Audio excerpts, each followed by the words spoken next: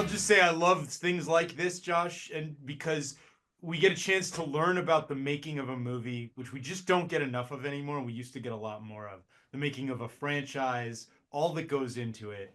And I think I wanted to start by asking about how exposing us to the reality of the process opens up a window into what really goes in, what challenges are really faced making a movie, and why, in both of your own words, why is that important?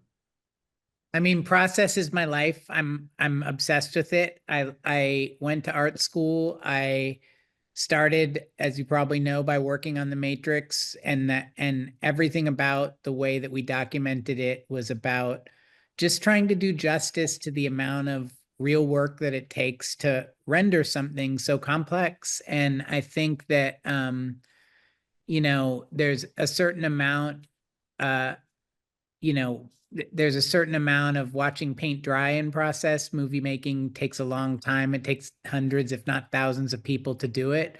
But if we can get at that complexity and show it in an interesting way, I feel like that's been a lot of the work of my adult life. And I think to speak to the John Wick of it, the process has been so joyous to watch because through process I've been able to see um someone so incredible in Keanu just as a true movie star and a true actor and someone so deeply committed to the craft of filmmaking.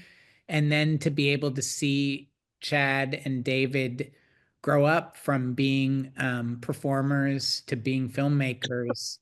It's all about the process. It's all about them hanging on wires for endless hours in Sydney, Australia, and sitting in the rain and showing up every day to actually just stretch out and make sure their bodies could deal with the kind of pain that they were putting themselves into. And then switching over to the much different kind of process of having to convince people who work in cubicles all over the world to give them the resource to be able to make movies. Which Chad is literally probably, as soon as he gets off this interview, will probably be doing an entire afternoon of that from the very seat he sits in today. And all that's process. And I can't say enough about how important it is to document that. I agree with you, and I'm glad you've been doing it. Chad, I want to segue into a question for you kind of about that.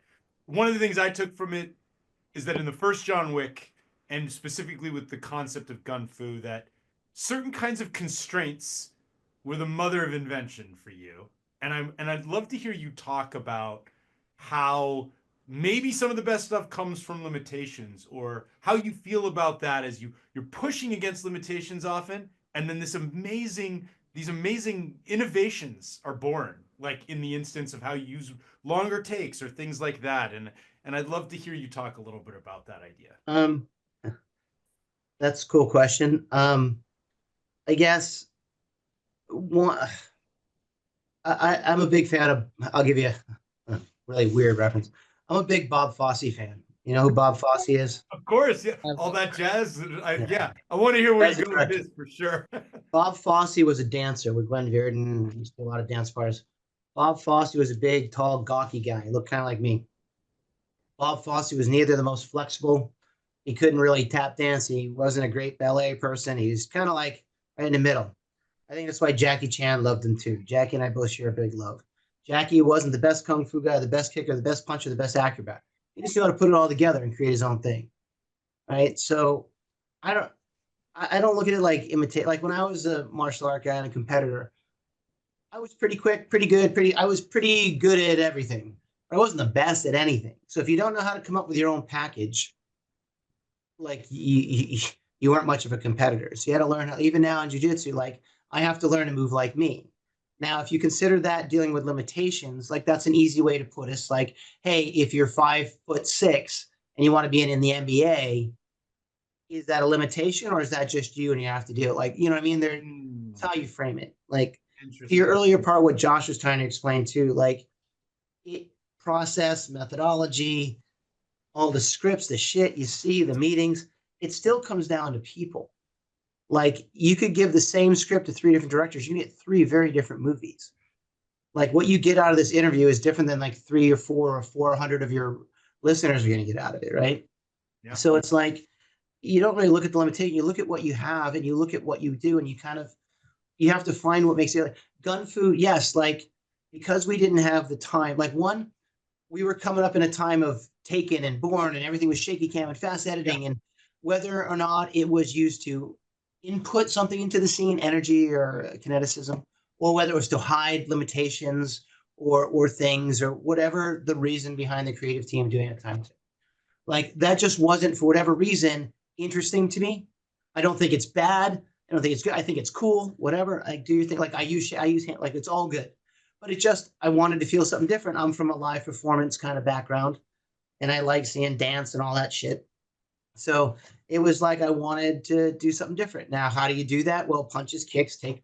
I've done so many of those that it wasn't just, oh, hey, we don't have time and money to do punches and kicks and all the coverage we need.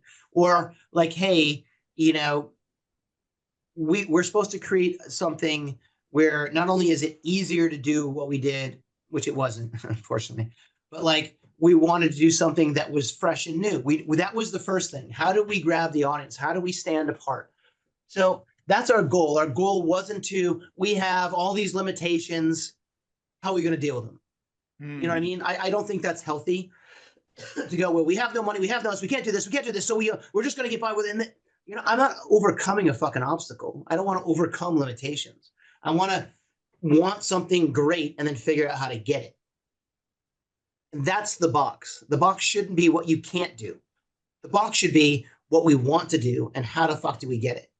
Like I wanted something more kinetic. I wanted to tie into camera angles. I wanted to put in what we thought was cool in the martial arts circles of jiu-jitsu and aikijitsu and contact and grappling and close quarter gun work. We were so tired of having cut on you, cut on them, cut on you. Now we had the technology of weaponry that was very, very safe to do close quarter gun work. And that's how it came about. And it just got better and better because it did fit our what you could say were limitations, but it also serviced the main thing of how do we stand apart. So it was a little of both. Yes, you can say necessity is a mother invention if you have the desire to be, you know, to invent, right? Like at the end of the day, people are filters, right? So when you look behind me, whether it's Geiger stuff or whether it's Caravaggio, whether it's Kurosawa, or whether it's Leone over here, or all these scripts, like I love anime, never going to change. I love art, never going to change. I love music, like I love dogs, never going to change. I love like swords and martial arts. I'm a geek for that shit. I don't know what to say. So like all this shit goes into Wick. Yeah. So like when we go camera, like we're like I'm a fan of martial art. I can't get like so we dive deep into that. We love it. It's not a director looking for I got to come up with a new fight scene, call the stunt guy. No, I actually love it. Keanu actually loves it. So I love Aikido. I love close quarter gun work. I love 3-gun shooting. So to find a way to put that in and mold it, that should be, it's the desire to create and invent that should lead necessity and limitation. That's all I'm saying. So there's so many things that are incredible about that, the way you explain it. You're following the passion you have. And I think that one of the things, Josh, in this project that comes across in Wick is Pain is that you and Keanu share some of the passion for the specific ways of doing this and what's worth getting and enjoying the pain of it. There's a part about talking about Statham, who's great, and you talk about how great he is, but how the safe didn't quite fit for what you guys wanted to do, and you're like, we're going to save it, we're going to do it another time.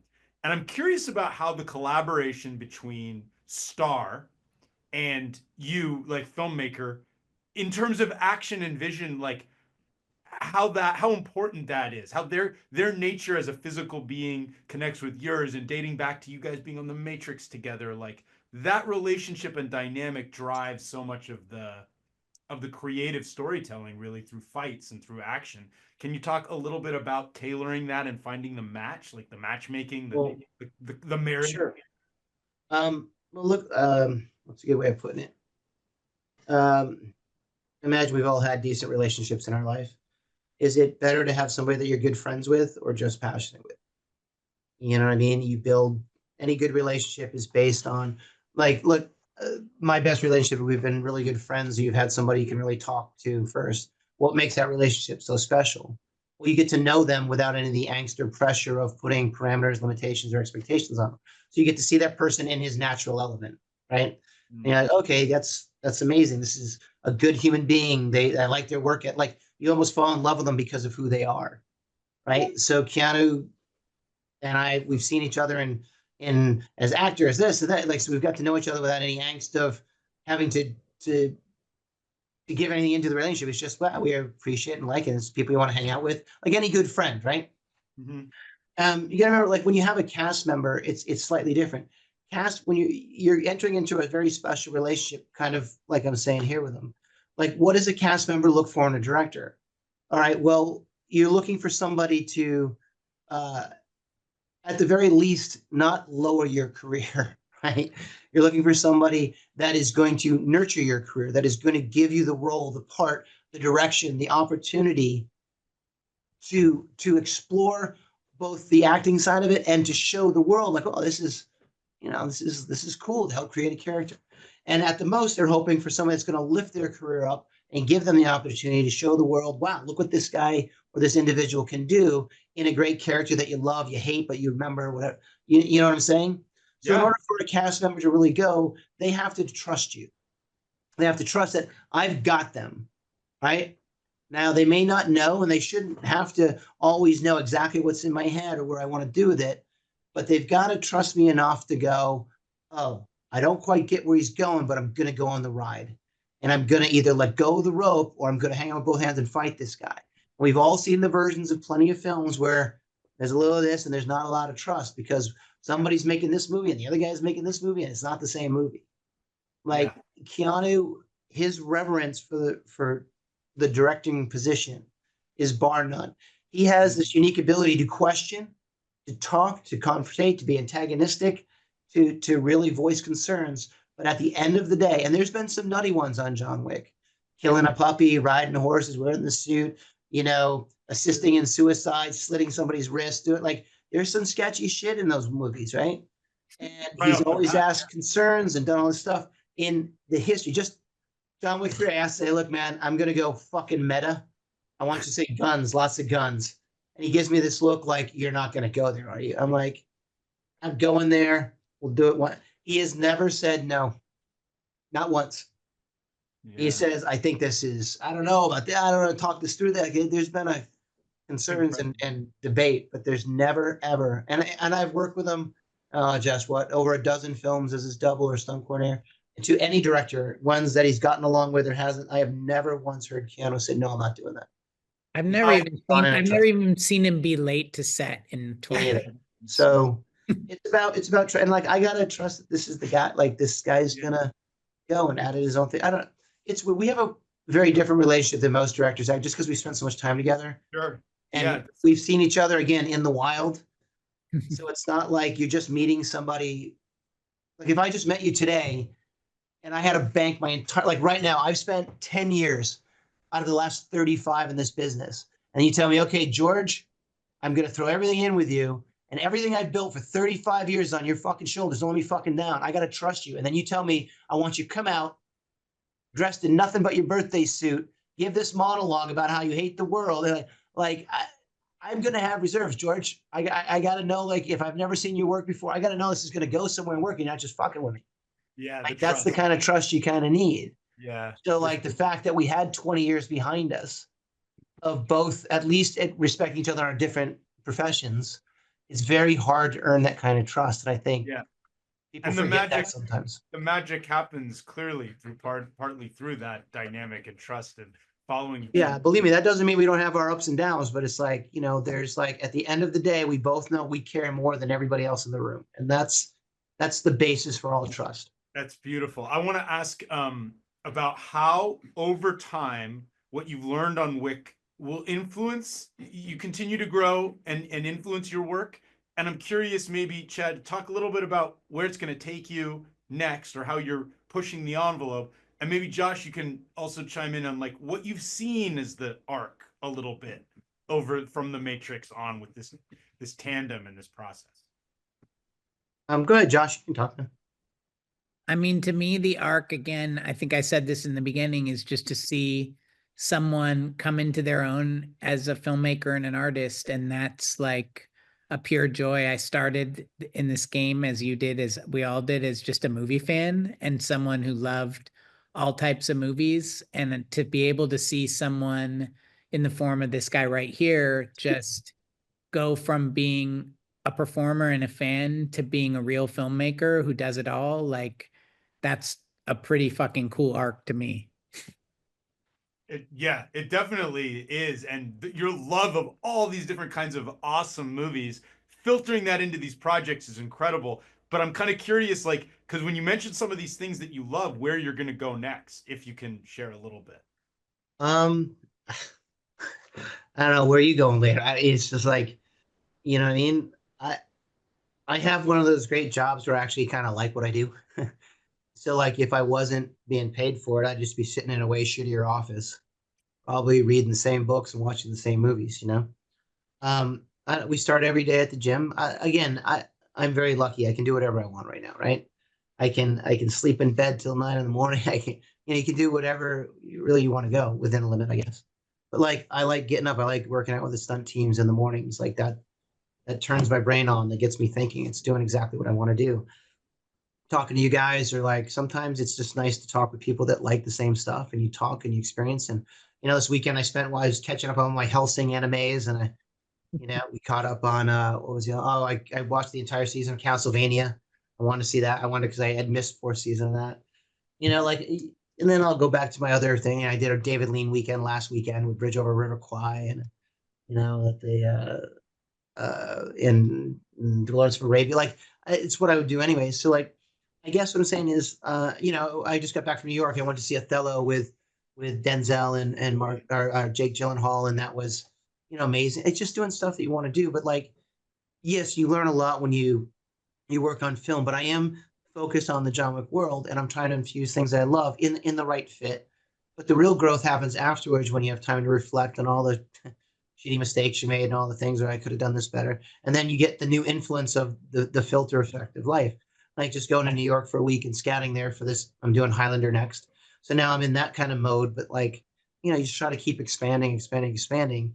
And I think anytime you have, to your point, like I think at least for me, it doesn't work when you say things like, beat limitations or push the envelope. Like that's like, why the fuck do I want to do that? Like it's all we do. Like that's just that's where my head goes. It's like unknowingly, we just want to do something that the best thing I teach my guys or my team is if you're bored by what you choreograph, I'm gonna be the audience gonna be. If you guys go wow, we'll go wow.